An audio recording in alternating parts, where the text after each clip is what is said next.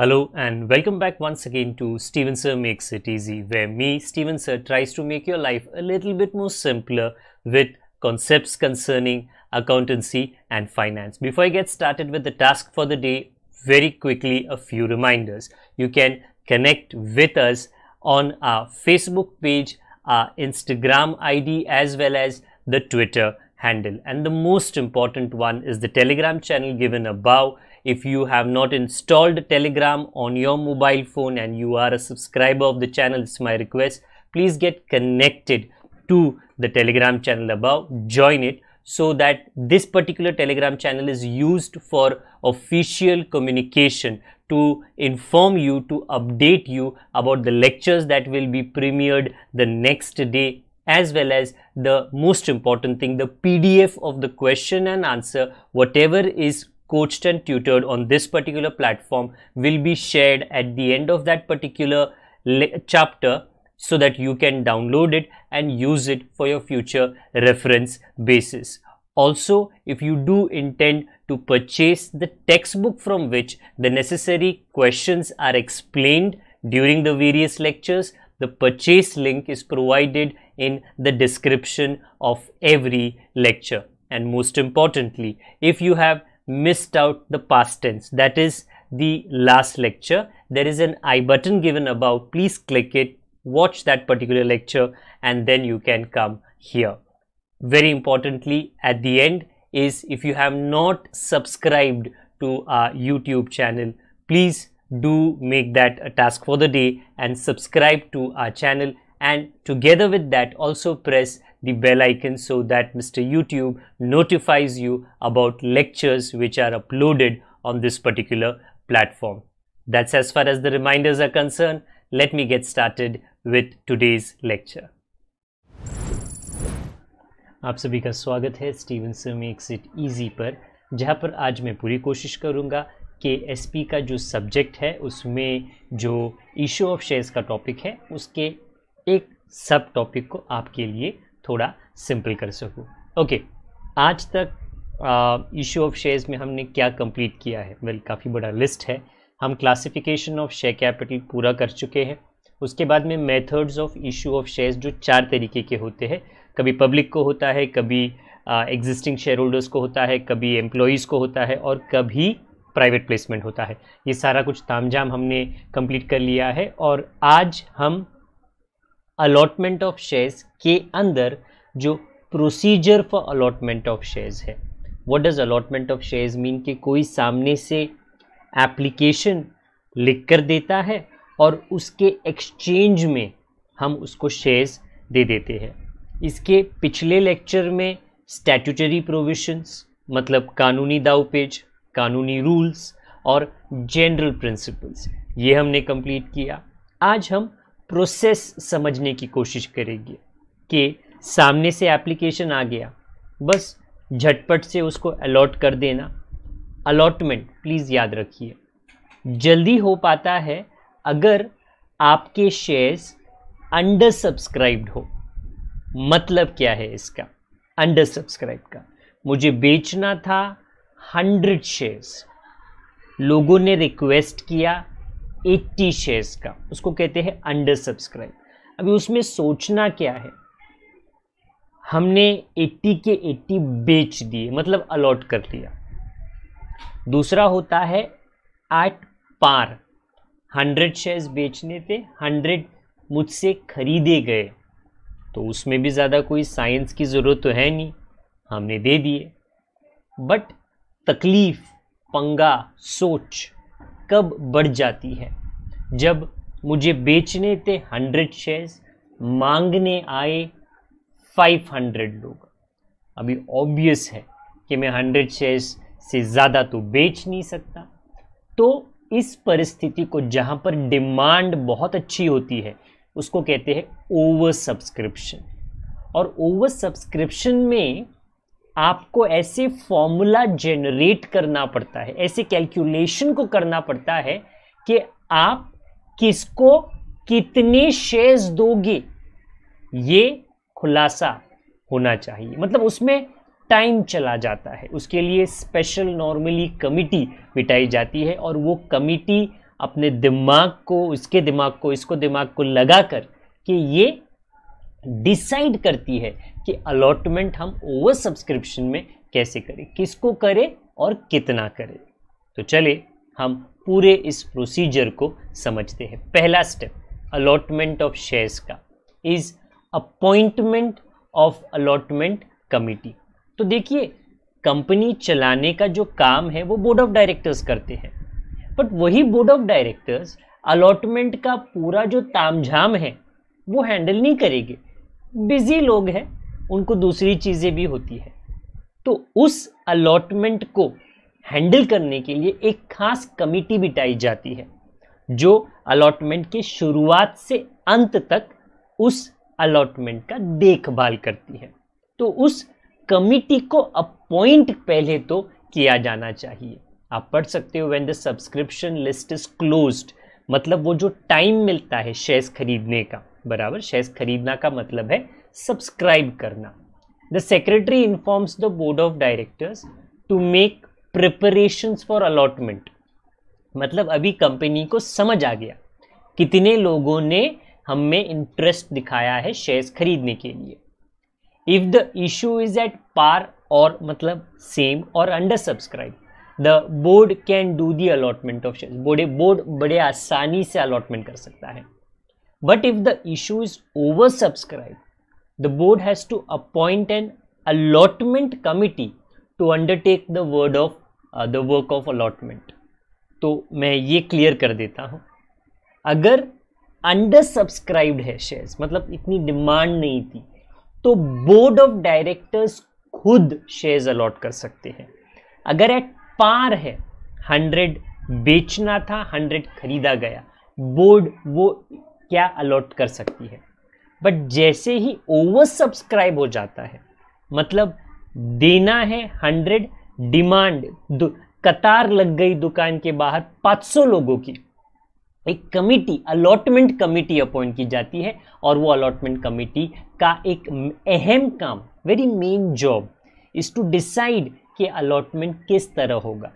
क्योंकि प्लीज याद रखिए, अगर आप ऐसा बोलोगे मेरे पास तो 100 शेयर्स है, 500 लोग खड़े हैं, पहले 100 आप आ जाओ, आप शेयर्स ले लो और घर चले जाओ, बाकी के 400 फुट घर चले जाओ, आपको नहीं लगता उनको बुरा लगेगा? बुरा क्या, उनको इंसल्टिंग लगेगा। वो भी तो लाइन में खड़े थे, उन्होंने भी आपके क्या कहते हैं कंपनी के शेयर्स में दिलचस्पी दिखाई। तो ऐसा नहीं हो सकता फर्स्ट कम फर्स्ट सर्व, जो पहले आया उसको मिला, नहीं भाई, पीछे के लोग बुरे मान जाएंगे। तो कुछ तो करो, ऐसा फॉर्मूला बनाओ कि भैया सब लोग खुश हो जाए, बराबर। तो उसको कभी कभी कहा जाता है प्रो राटा अलॉटमेंट। मतलब ऐसा फॉर्मूला बनाओ कि भैया पहले वाला भी खुश, बीच वाला भी खुश, एंड वाला भी खुश। अच्छा, तो ये पहला कदम है, जो अलॉटमेंट कमिटी है उसको बनाइए। दूसरा, hold board meeting to decide basis of allotment. जब ओवर सब्सक्रिप्शन होता है, अंडर सब्सक्रिप्शन में ये नहीं करना, एट पार सब्सक्रिप्शन में ये नहीं करना, बट जब ओवर सब्सक्रिप्शन होता है तो आप ये डिसाइड करिए कि कैसे आप अलॉटमेंट करोगे। मैंने जैसे बोला ना, शुरुआत वाले को खुश, बीच वाले को खुश, एंड वाले को खुश। पूरी कोशिश करनी है कंपनी को सबको खुश रखे। वेरी इंपॉर्टेंटली, जब ये फॉर्मूला डिसाइड होता है तो SEBI, securities and exchange board of India का एक बंदा या बंदी, एक रिप्रेजेंटेटिव वहां पर होना चाहिए। और आई रिपीट, अगर आप ये पढ़ो, representative of SEBI is also present when the allotment committee prepares the allotment formula। क्योंकि ऐसा नहीं होना चाहिए कि कंपनी ने गुपचुप अपने ही लोगों को शेयर्स दे दिया और जो उनको नहीं पसंद थे उनको नहीं दिया। रिश्तेदारी यहां पर नहीं चलती, इसके लिए सेबी का एक अफसर वहां पर खड़ा रहता है। Once the allotment formula is approved, the application and allotment list is made. दोनों लिस्ट बनाए जाते हैं। The list contains the name of the allottees, का मतलब है कितने लोगों को कितने शेयर्स दिए गए हैं। तीसरा, pass board resolution for allotment. List बन गई। अब बोर्ड मीटिंग के दौरान एक रेजोल्यूशन पास करो और उसको अप्रूव करा दो। अगर आप पढ़ो, the resolution also authorises the secretary to issue letters of allotment and letters of regret. जिनको शेयर्स मिल गए उनको खुशखबरी का एक लेटर भेजो, लेटर ऑफ अलॉटमेंट। जिनको शेयर्स रिजेक्ट किए गए उनको लेटर ऑफ रिजेक्शन, रिग्रेट भेजो, ताकि शेयर होल्डर्स जो है जिन्होंने एप्लीकेशन का फॉर्म भरा था, हाँ या ना, पॉजिटिव या नेगेटिव, उनको पता चल जाए कि भाई शेयर्स मिले हैं कि नहीं मिले हैं। ये जब शेयर्स पेपर फिजिकल फॉर्मेट में होते हैं, बट अगर शेयर्स का जो एप्लीकेशन है वो इलेक्ट्रॉनिक मोड में किया जाता है तो फिर सेक्रेटरी को ऐसा कोई लेटर भेजने की जरूरत नहीं है, क्योंकि जब इलेक्ट्रॉनिक मोड में किया जाता है तो जो डिपॉजिटरीज होते हैं, डिपॉजिटरीज का मतलब नेशनल सिक्योरिटीज डिपॉजिटरी लिमिटेड या तो सेंट्रल डिपॉजिटरी सर्विसेज लिमिटेड, इनको लिस्ट दिया जाता है और ये लोग आगे का जो इंफॉर्मेशन है वो हैंडल कर लेते हैं कि किसको बताना है, किसको क्या खबर देनी है। तो जो मैं ऐसा बोल सकता हूं ना, ऑनलाइन ऑफलाइन जो होता है काम, उन लोगों को लेटर भेजना जरूरी है, खुशी या गम दोनों का लेटर। और जो ऑनलाइन होता है उसके लिए जो सेक्रेटरी है उसका काम काफी कम हो जाता है, वो डिपॉजिटरी के साथ में कम्युनिकेशन करता है और डिपॉजिटरीज आगे जाकर जिन लोगों को अलॉट हुआ है उनके साथ में कम्युनिकेशन करेगी। चौथा स्टेप, अरे पैसे ले लो, अलॉटमेंट का पैसे ले लो, क्योंकि एप्लीकेशन का पैसा तो दे दिया है, अलॉटमेंट का पैसा आपको अभी लेना पड़ेगा। मतलब आपको बोलना पड़ेगा शेयर होल्डर्स को, देखो भाई इतना जो 10 रुपये का शेयर है उसमें 2 रुपया अलॉटमेंट का है जो हमारे बैंक है। एक्चुअली अगर आप ये ऊपर पढ़ो, ये कंपनी को कंफर्म पता रहता है कि उनको ये पैसे मिलेंगे। क्यों? क्योंकि जो लोग अप्लाई करते हैं वो एप्लीकेशन ASBA को फॉलो करके करते हैं, application supported by blocked amount. Meaning जो अगर मैंने अप्लाई किया 100 शेयर्स के लिए और उसका जो अमाउंट है सोचो 40,000 है, तो उतना पैसा मैं मेरे बैंक में डालता हूं या मैं मेरे बैंक को बोलता हूं आप ये पैसा निकाल के रखो, अलग रखो, ताकि मैं उससे टच ना कर सकूं, ताकि अगर मुझे शेयर्स जब अलॉट हो जाए वो पैसा ऑटोमेटिकली कंफर्म्ड तरीके से कंपनी के पास चले जाए। तो कंपनी को ये चिंता करने की जरूरत नहीं है क्या कि भाई अलॉटमेंट का पैसा मिलेगा कि नहीं मिलेगा, शेयर होल्डर धोखा देगा कि नहीं देगा। नहीं, ये इससे अलॉटमेंट का पैसा मिलने का पॉसिबिलिटी 99.99% हो जाता है। ओके, एक और बात, जब लेटर ऑफ रिग्रेट भेजा जाता है तो जो एप्लीकेशन का पैसा है उसको भी आपको पूरी तरीके से लौटा देना है। Next, arrangement relating to letter of renunciation, त्याग देना।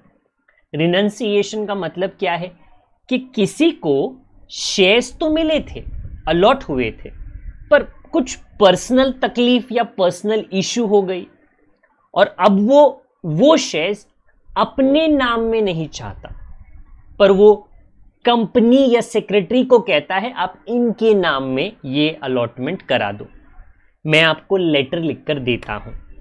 तो लेटर ऑफ रिनंसिएशन मैं लिख देता हूं कि मुझको नहीं चाहिए, आप इनको दे दो। तो वो होता है arrangement relating to letter of renunciation. जैसे ही ये लेटर अप्रूव हो जाता है, after approval from the board, secretary enters the name of the new allottees in the application and allotment list, क्योंकि obviously अपडेट करना पड़ेगा ना पुराने मेंबर के नाम से नए मेंबर तक। छठा step, arrangement relating to splitting of allotment. अगर मुझे 100 शेयर्स मिले, अलॉट किए गए, पर मैं चाहता हूं नहीं नहीं, मुझे 50 और मेरे बीबी को 50, बीवी को, तो मैं ऐसा रिक्वेस्ट कर सकता हूं ताकि जो मुझे अलॉट किया गया है उससे स्प्लिट किया जाए। हो जाता है जी, कोई तकलीफ नहीं है। सेक्रेटरी का जो काम है वो थोड़ा बढ़ जाता है। अभी सेक्रेटरियल प्रैक्टिस में आप सेक्रेटरी का ही काम पढ़ोगे। So after getting the approval of the board, secretary enters the details of the split, कितने शेयर्स किसको गए हैं, in the list of split allotment. Secretary has to issue split letters के मुझे भी और मेरे बीवी को, भले ही हम एक परिवार है, अलग अलग लेटर्स दिए जाएंगे। फाइल रिटर्न ऑफ अलॉटमेंट, 7वां स्टेप। तो हमें रजिस्ट्रार ऑफ कंपनी के पास 30 दिनों में, जैसे ही अलॉटमेंट हो जाता है, पूरे डिटेल्स कि किस आदमी को कितने शेयर्स, कहां से कहां तक के शेयर्स दिए गए हैं, तो ये पूरी डिटेल्स हमको देने पड़ते हैं, जिसको कहा जाता है रिटर्न ऑफ अलॉटमेंट। एंड इसके बाद में prepare register of members and issue share certificate. ये पूरा लिस्ट हो गया, जिसको जो अलॉट करने का था अलॉट किया गया।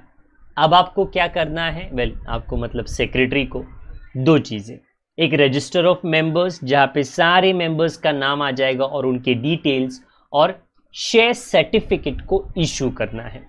शेयर सर्टिफिकेट एक प्रूफ होता है किसको कितने शेयर्स और कितने से लेकर कितने के शेयर्स इशू किए गए हैं, उनके नाम और बाकी के डिटेल्स के साथ में। आने वाले लेक्चर्स में हम ये शेयर सर्टिफिकेट को थोड़ा और डिटेल में देखेंगे। ये थे 8 स्टेप्स जो एक एक करके फॉलो हो जाने चाहिए। आपको हेल्प करने के लिए हमने जो एक कोड, एक शब्द का नहीं पर एक डायलॉग का, जिसे कहा है MBA, काफी फेमस कोर्स होता है, is continued after self finance courses. काफी लोग 12th स्टैंडर्ड के बाद में BMS, BFA, BAF, okay, BFM, these are some special courses. उसके बाद में वो क्यों लेते, क्योंकि हमको बाद में MBA करना है। No problem, master of business administration. How will this help me in remembering the 8 steps of procedure of allotment? Well, अगर आप देखो, hold board meeting, pass board resolution, appointment of allotment committee, actually ये first step है। Collection of allotment money, C से, arranging letter of renunciation, splitting of allotment letter, file return, and register of members and issue share certificate. This is not in the perfect order, but at least MBA is continued after self-finance courses. Will give you some idea. काना का पे तो बत्ती जलेगी, हाँ, इससे ये point था और उससे वो पॉइंट था। जो हमारी उम्मीद है कि ये कोड्स आपको लिखने में और याद करने में मदद करते हैं। आज के लिए हम इतना ही रखते हैं। ये पूरा जो लेक्चर था प्रोसीजर को एक्सप्लेन करने के लिए था। काफ़ी छोटे छोटे डिटेल्स चैप्टर के बाकी है, आने वाले लेक्चर्स में हम उससे कवर अप करेंगे। अगर आपको जो एक्सप्लेनेशन है वो पूरी तरीके से समझ आ गया है तो कृपया करके आप लाइक ज़रूर करें। अगर कोई चीज़ नापसंद आई है या कोई सुझाव आपके पास है तो प्लीज़ कमेंट बॉक्स का उपयोग कीजिए। अगर आप यहाँ पे पुराने हो, हमारे पुराने दोस्त हो, तो दूसरों के साथ में लिंक को शेयर कीजिए। और अगर आप नए हो तो सब्सक्राइब बटन को और बेल आइकन को ज़रूर दबाएं। जब तक हम दोबारा ना मिले, अपना ख्याल रखें। बड़ों का, छोटों का, परिवार वालों का, सभी का ख्याल रखें। Good day to all of you. God bless. Bye for now.